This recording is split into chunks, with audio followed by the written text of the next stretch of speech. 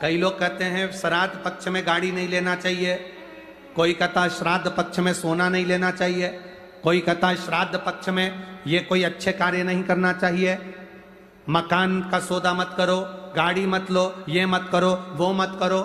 शिव महापुराण की कथा कहती है पूर्वजों के इन 16 दिन में आप कुछ अच्छा भी करोगे ना तो ये पूर्वजों का आशीर्वाद ही मिलेगा, गलत नहीं है।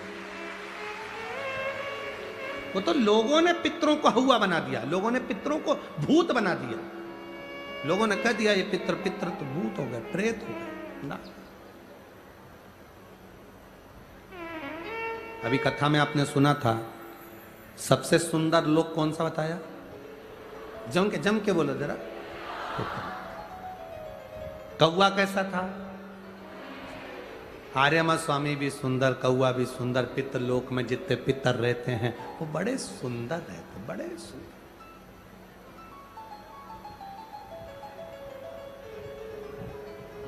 बड़े सुंदर। शिव कथा कह रही, भगवान शंकर का संवाद कर रही।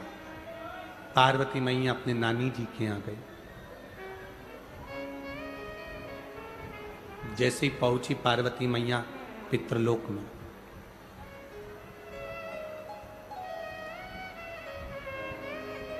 पितृलोक में पहुंचते से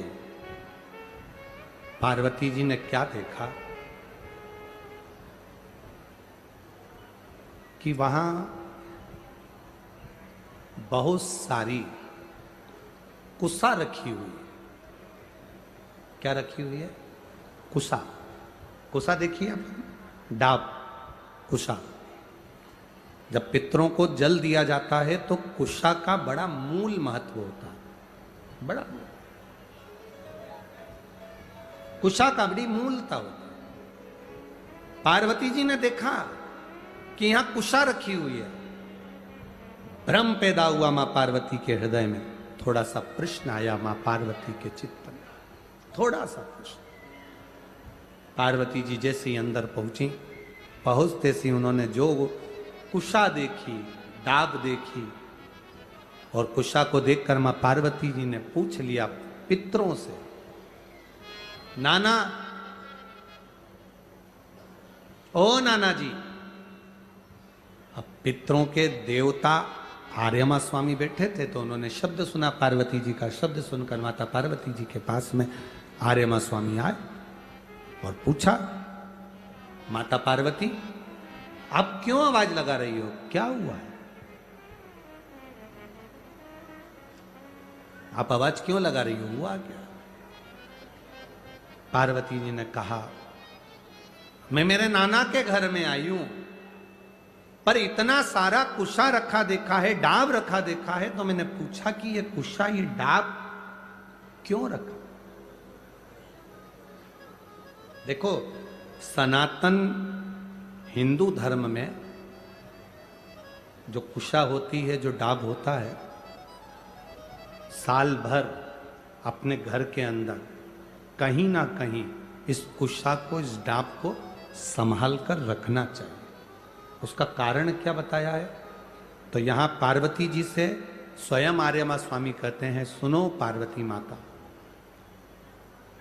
पितृलोक में ये जो ढाब है, पितृलोक में जो ये कुशा है, पितृलोक में ये कुशा जो रखी हुई तुम देख रही हो, इस कुशा का महत्व ये होता है कि जिस घर में, जिस घर के अंदर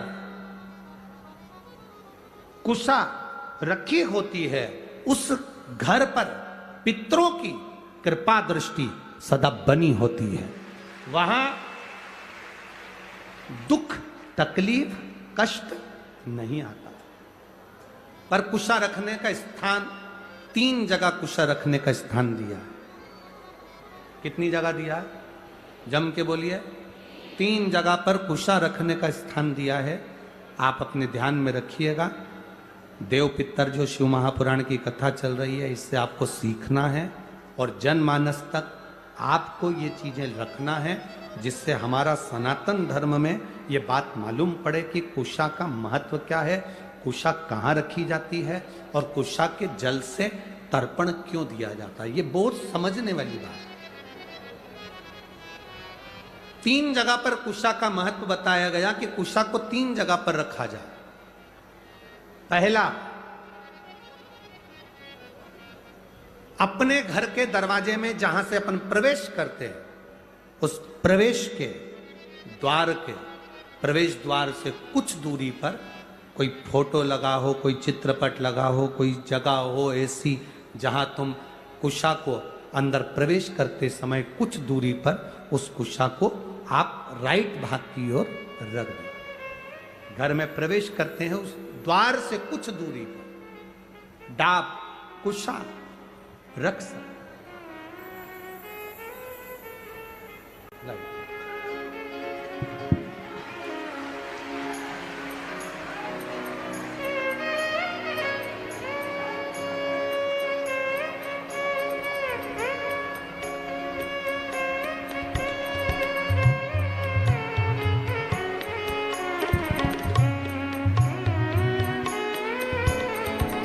एक बार देवादिदेव महादेव का जय घोषारा।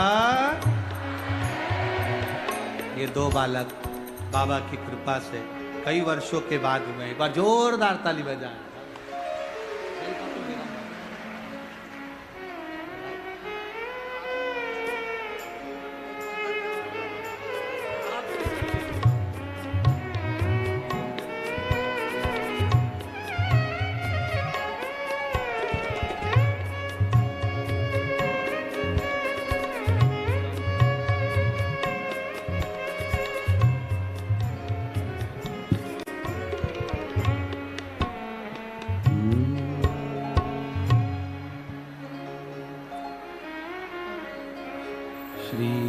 शिवाय नमस्तुभ्यं, श्री शिवाय नमस्तुभ्यं। खड़े नहीं होगे, इसको बोलने के समय पर बैठे बैठे आपको जाप करना है। बैठे बैठे, खड़े होकर नहीं। श्री शिवाय नमस्तुभ्यं, श्री शिवाय नमस्तुभ्यं, श्री शिवाय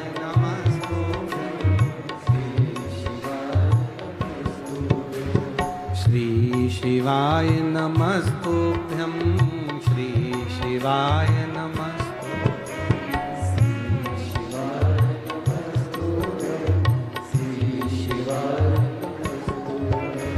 श्री शिवाय नमस्तुभ्यं, श्री शिवाय नमस्तुभ्यं, श्री शिवाय नमस्तुभ्यं, श्री शिवाय नमस्तुभ्यं,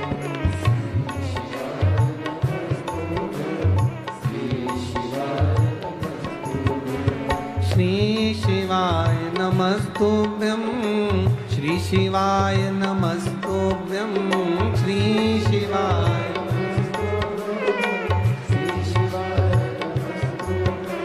श्री शिवाय नमस्तुभ्यं, श्री शिवाय नमस्तुभ्यं, श्री शिवाय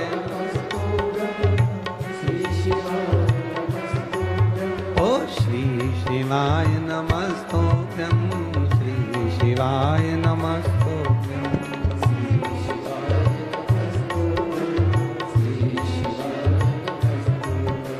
श्री शिवाय नमस्तुभ्यं, श्री शिवाय नमस्तुभ्यं,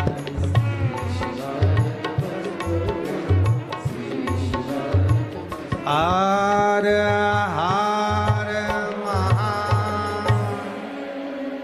भगवान शिव की कथा कर रही है। डाब को, कुशा को तीन जगह पर, पहला द्वार से अंदर प्रवेश करते समय सीधे हाथ पर कहीं पर भी रख सकते। दूसरा, पूजन का जो स्थान हो, पूजन की जो जगह हो, वहां अगर कुशा नहीं रख सको तो कुशा का आसन जरूर रखो। अगर कुशा नहीं रख सकते तो कुशा का आसन जरूर। तीसरा, रसोई घर के अंदर जहां पर परिंदा हो, मटका हो, हंडा हो, उसके आसपास में कहीं थोड़ी भी जगह हो, एक छोटी सी भी कुसा अगर अपन ने रख रखी है तो घर में कभी भी बड़ी बीमारी प्रवेश नहीं कर सकती। एक कुसा भी अगर हमने रखी है, एक डाब भी हमने रखी